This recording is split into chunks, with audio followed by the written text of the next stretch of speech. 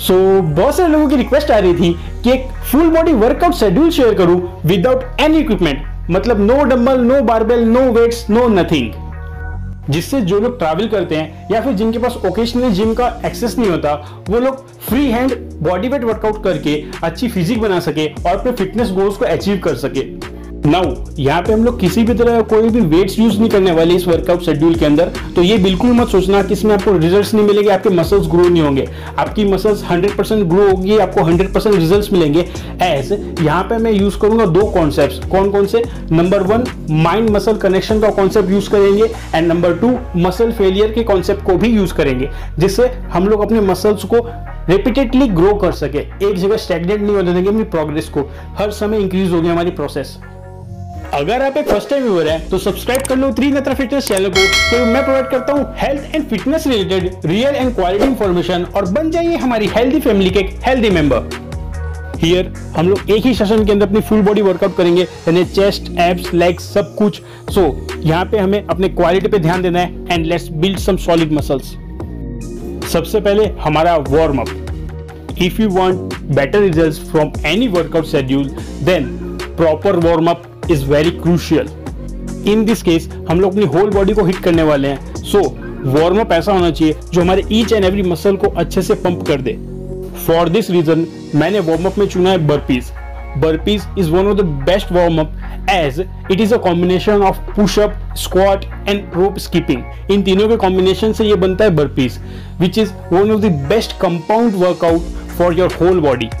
यहाँ पे हम लोग किसी भी सेपरेट मसल्स को अलग से ट्रेन नहीं कर रहे हैं, एक ही दिन में सारे मसल्स ट्रेन कर रहे हैं। सो सारे मसल्स की एक साथ वार्म अप होनी ज्यादा जरूरी है, जिससे हमारी बॉडी को अच्छा खासा पंप मिलेगा, और उसके अंदर हमारी हेल्प करेंगे बर्पीज। जान लो आपको वार्म अप में बर्पीज करने कितने हैं। देखो, बर्पीज की रेपिटेशंस वेराई करती है from person to person, but एक थंब रूल है कि 15 to 20 बर्पीज करने से आपकी फुल बॉडी अच्छे से वार्म अप हो जाती है। बर्पीज वार्म अप करने के बाद आपको 15 सेकेंड्स का रेस्ट लेना है, और उसके बाद हम लोग हिट करेंगे अपने फर्स्ट वर्कआउट को। हमारी फर्स्ट वर्कआउट है core. Performing a good core workout is very important, as जितनी स्ट्रॉन्ग एंड स्टेबल आपकी कोर होगी, आप उतने ही लेस प्रोन टू इंजरीज होंगे, एंड आप जितनी भी वर्कआउट्स करेंगे उनके अंदर आपकी एफिशिएंसी एंड क्वालिटी इंक्रीज करने में आपके कोर स्ट्रेंथ का बहुत बड़ा हाथ होता है। वर्कआउट के अंदर हम लोग प्लैंक के 2 वेरिएशंस को परफॉर्म करेंगे। First will be low plank. Low plank is one of the toughest core workout out there. ये हमारे कोर को ट्रेन एंड टारगेट करती है। सो इसे परफॉर्म करते समय एक बात का ध्यान रखना कि आपको अपनी बॉडी को एज स्ट्रेट एज पॉसिबल रखना है, न तो अपने हिप्स को ज्यादा ऊपर लेके जाना, न अपने हिप्स को जमीन की तरफ ज्यादा दबाना। सो जितना स्ट्रेट रखोगे उतना ज्यादा बेनिफिट मिलेगा। अब जान लो आपको ये करना कितना है। आपको इसके 30 सेकेंड्स के 2 सेट लगाने हैं, और इनके बीच में 20 सेकेंड्स का रेस्ट होगा। अब आता है हमारे प्लैंक का सेकेंड वेरिएशन, यानी हाई प्लैंक। हाई प्लैंक भी बहुत मुश्किल है करना, बट इसके रिजल्ट्स काफी अमेजिंग होते हैं। अगर आप पुशअप्स करने में फेमिलियर हो, then high plank is not that much of big deal. High plank हमारे कोर के साथ साथ हमारे अपर बैक को भी टारगेट करती है। सो इसे परफॉर्म करते समय अपने अपर बैक को अंदर की तरफ स्क्वीज करके रखना बहुत बेनिफिशियल होगा आपकी बैक के लिए भी। अब जान लो आपको हाई प्लैंक करना कितना है। आपको हाई प्लैंक के 30 सेकेंड्स के 2 रिपीटेशंस करने हैं, और इनके बीच में रेस्ट होगा 20 सेकेंड्स का। हमारा सेकेंड वर्कआउट है लेग्स का। Legs are comparatively a bigger group of muscles, as इसके अंदर में क्वाड्रिसेप्स, ग्लूट्स एंड हैमस्ट्रिंग, इन तीनों को एक साथ ट्रेन करना पड़ेगा। So this workout is going to be killing it. हमारे लेग वर्कआउट की स्टार्ट होगी एयर स्क्वाट से, यानी नॉर्मल स्क्वाट से। नॉर्मल स्क्वाट्स हमारे ग्लूट, हैमस्ट्रिंग एंड क्वाड्रिसेप, इन तीनों मसल्स पे इक्वल बेनिफिट देते हैं, तीनों को इक्वली ट्रेन करते हैं। स्क्वाट परफॉर्म करते समय एक बात का ध्यान रखना, जब आप स्क्वाट कर रहे होगे तब आपके ग्लूट्स को आपको अपने नी के हाइट से थोड़ा नीचे तक लेके जाना है फॉर मैक्सिमम गेन। अब जान लो आपको स्क्वाट्स परफॉर्म कितने करने हैं। आपको स्क्वाट्स के 10 रिपीटेशंस के 4 सेट करने हैं, और इस सेट के बीच में रेस्ट होगा 20 सेकेंड्स का। सेकेंड लेग वर्कआउट आ जाएगा हमारा लंजेस। लंजेस हमारे ग्लूट एंड हैमस्ट्रिंग के ऊपर ज्यादा फोकस करते हैं, एंड क्वाड्रिसेप पे कम फोकस करते हैं। बट ऐसा नहीं है क्वाड्रिसेप को कंप्लीटली इग्नोर किया जा रहा है, वो भी अच्छे से ट्रेन होंगे इक्वली। लंजेस का पूरा बेनिफिट लेने के लिए हमें 2 बातों का ध्यान रखना है। पहला, जो पीछे वाला लेग रहेगा, जो लेग आप पीछे लेके जाओगे, उस लेग का खाली सपोर्ट लेना है, उससे पावर नहीं लेनी है। पावर आपको लेनी है फ्रंट वाले लेग से।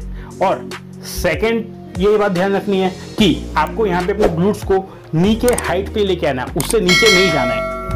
जान लो आपको लंजेस करने कितने हैं। आपको लंजेस के ईच लेग के अंदर 8 रेपिटेशंस के 5 सेट लगाने हैं और इस सेट के बीच में रेस्ट होगा ओनली 15 सेकेंड्स का। वर्कआउट करने के बाद आपको 30 सेकेंड्स का रेस्ट लेना है और उसके बाद हम लोग second group of muscle perform करेंगे। हमारा थर्ड वर्कआउट है चेस्ट एंड ट्राइसेप्स का। हम लोग इस वर्कआउट के अंदर chest as well as tricep दोनों को एक साथ ट्रेन करेंगे। एज हम लोग basically different variations of pushup करेंगे जिसमें हमारी बॉडी वेट को हम लोग with the help of physics कम या बेसिक करेंगे। नाउ इन केस अगर आपसे पुशअप्स नहीं लगते, आप पुशअप नहीं कर पाते हो, तो मैंने एक डिटेल वीडियो बना रखी है कि how to do your first 10 pushups. उसकी लिंक मैं आपको डिस्क्रिप्शन में दे दूंगा और आपको वो वीडियो एंड स्क्रीन में भी मिल जाएगी, वो आप देख लेना। फर्स्टली हम लोग फोकस करेंगे चेस्ट के ऊपर, सेकेंडली हम लोग ट्राइसेप पे जाएंगे। तो चेस्ट के अंदर हम लोग चेस्ट को एज अ होल नहीं देख के चेस्ट के 3 पार्ट्स में डिवाइड करते हैं, वो है अपर chest, middle chest and lower chest. Chest के अंदर बेसिकली हम लोग पुशअप्स करेंगे। तो हमारा फर्स्ट पुशअप होगा नॉर्मल वाइड ग्रिप पुशअप। ये हमारे होल चेस्ट को ट्रेन करेगा। अब बहुत सारे लोगों को कंफ्यूजन रहता है कि हाथ की प्लेसिंग रखेगा, हाथ रखे तो रखेगा। सो वाइड ग्रिप पुशअप के अंदर हमें अपने शोल्डर के हिसाब से हाथ रखने हैं। उसके बाद आपको 4 इंचेस दोनों साइड के अंदर बाहर निकालने हैं अपने हाथ। दैट्स ऑल, इससे ज्यादा बाहर मत जाना। यहाँ पे वाइड ग्रिप पुशअप हमारे फुल चेस्ट को, होल चेस्ट को एक साथ ट्रेन करेगा।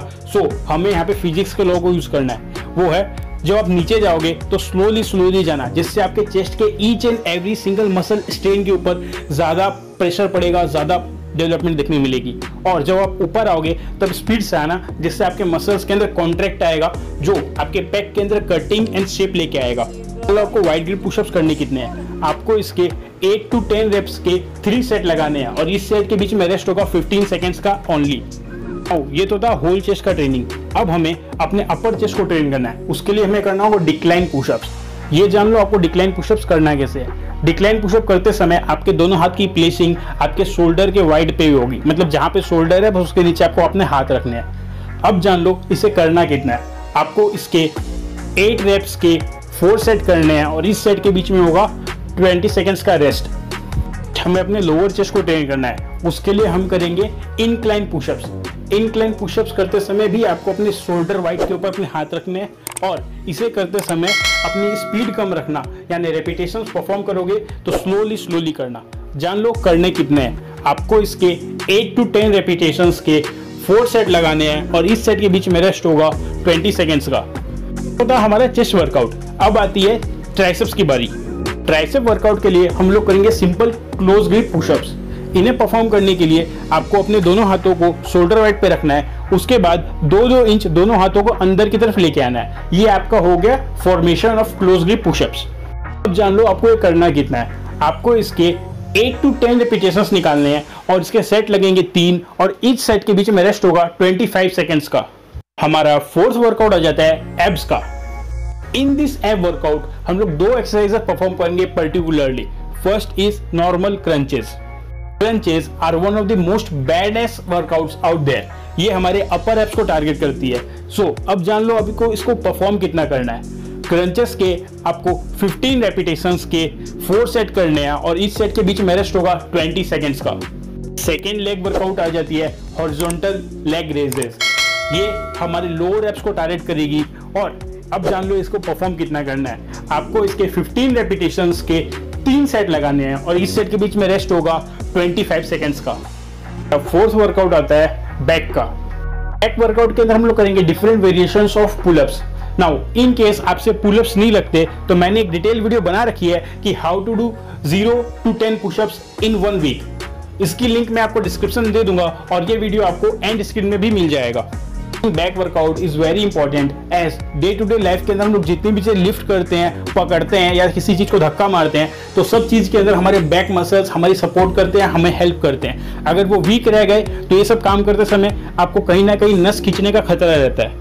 बैक वर्कआउट के लिए हम लोग 2 वेरिएशंस ऑफ पुलअप्स परफॉर्म करेंगे। फर्स्ट इज नॉर्मल पुलअप्स, जहां पे हमारे हाथ की ग्रिप शोल्डर वाइड पे ही रहेगी और इसे परफॉर्म करते समय आपको ब्रीदिंग का ध्यान रखना है। जब आप ऊपर जाओगे तो ब्रीद इन करना है और जब नीचे आओगे तो ब्रीद आउट करना है। अब जान लो आपको नॉर्मल पुलअप्स करने कितने हैं। आपको इसके 15 रेपिटेशंस के 4 सेट निकालने हैं और इस सेट के बीच में रेस्ट होगा 20 सेकेंड्स का। हमारी बैक का सेकंड वर्कआउट आता है वाइड ग्रिप पुलअप्स। इसे परफॉर्म करने से ये हमारे बैक के अंदर कटिंग एंड शेप लेके आता है as well as developing its strength. आपकी हैंड ग्रिप कितनी होगी, शोल्डर वाइड पे आपको हाथ पकड़ने हैं, उसके बाद आपको 5 इंचेस दोनों हाथों को बाहर की तरफ लेके जाना है, दैट इज योर ग्रिप। अब जान लो आपको ये करना कितना है। इसके आपको 8 to 10 रेपिटेशंस निकालने हैं, सेट लगेंगे 3 और इस सेट के पीछे रेस्ट होगा 15 सेकेंड्स का। ये थी आज की हमारी वीडियो। आपकी स्क्रीन के ऊपर होम वर्कआउट की प्लेलिस्ट चल रही होगी, आप वो देख लेना। अगर आपका कोई भी क्वेश्चन है हेल्थ एंड फिटनेस रिलेटेड तो कमेंट करना मत भूलना। I will try my best to help you out. जय हिंद, वंदे मातरम।